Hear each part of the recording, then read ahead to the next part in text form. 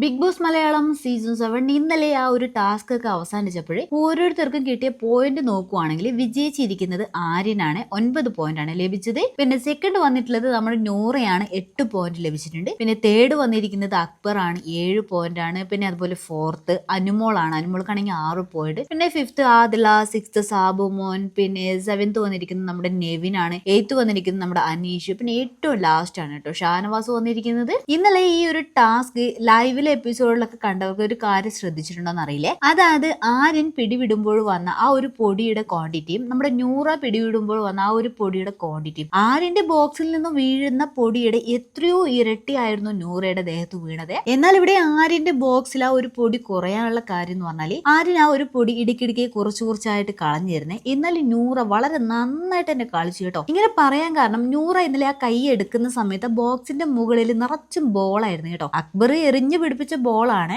ആര്യന്റെ ഉള്ളതിനേക്കാളും ഇരട്ടിയായിരുന്നു നമ്മുടെ നൂറയുടെ ബോക്സിന്റെ മുകളിൽ ഉണ്ടായിരുന്നത്. പിന്നെ മറ്റൊരു കാര്യം, നൂറയ്ക്ക് ആ ഒരു ബോക്സ് താങ്ങി പിടിക്കണമെങ്കിൽ കൈ ഫുൾ സ്ട്രെയിറ്റ് ആയിട്ട് തന്നെ പിടിക്കേണ്ടതുണ്ട്. എന്നാൽ ആര്യന്റെ കൈക്ക് ആ ഒരു മടക്കുണ്ടായിരുന്നു കേട്ടോ. കാരണം അത്യാവശ്യം ആര്യൻ നല്ല ഹൈറ്റ് ഒക്കെ ഉണ്ടല്ലോ, അതുകൊണ്ട് തന്നെ അത് ആര്യന് അത്ര ബുദ്ധിമുട്ടുണ്ടായിരുന്ന ഒരു കാര്യമല്ലേ. പിന്നെ ഫിസിക്കലി ഒരു സ്ട്രെങ്ത് ആയിട്ട് നോക്കുവാണെങ്കിൽ ആര്യനെയും നൂറേനെയും കമ്പയർ ചെയ്ത് നോക്കുമ്പോൾ നമ്മുടെ ജയിച്ചത് ആര്യനാണെങ്കിലും അവിടെ ഏറ്റവും മികച്ച രീതിയിൽ തന്നെ ആ ഒരു ഗെയിം കളിച്ചത് നൂറയാണ് കേട്ടോ. എന്നാൽ ഒരു പോയിന്റ് വ്യത്യാസത്തിൽ മാത്രമാണ് നൂറയ്ക്ക് ആ ഒരു ഫസ്റ്റ് എന്നുള്ള സ്ഥാനം നഷ്ടപ്പെടുന്നത്. അവിടെ നെവിനൊക്കെ ആ ഒരു ടാസ്ക് കളിച്ച് കുളമാക്കി നമ്മൾ കണ്ടതാണല്ലോ. പിന്നെ അക്ബർ, ഷാനവാസ്, അവരൊക്കെ വളരെയധികം സ്ട്രെങ്ത് ആയിട്ട് ആൾക്കാരാണ്. പക്ഷെ എന്നിട്ടും അവിടെ ഗെയിം നല്ല സ്ട്രെങ്തോട് കൂടി കളിച്ച നമ്മുടെ നൂറ മാത്രമാണ് കേട്ടോ. ഇവിടെ ഷാനവാസ് നേരത്തെ പറഞ്ഞിരുന്നു, അതായത് ടാസ്ക് ലെറ്റർ വായിച്ച സമയത്ത് തനിക്ക് ഷോൾഡർ പ്രോബ്ലം ഉള്ളത് കൊണ്ട് തന്നെ തനിക്ക് ഈ ഒരു ടാസ്ക് ചെയ്യാൻ കഴിയില്ല എന്നൊക്കെ പറഞ്ഞായിരുന്നു. പിന്നെ അനീഷ് പൊതുവെ ഇത്തരം ടാസ്കുകളൊന്നും അങ്ങനെ വിൻ ചെയ്യാറില്ല, കാരണം അദ്ദേഹത്തിന് അതിന് പറ്റത്തില്ല. പിന്നെ അക്ബർ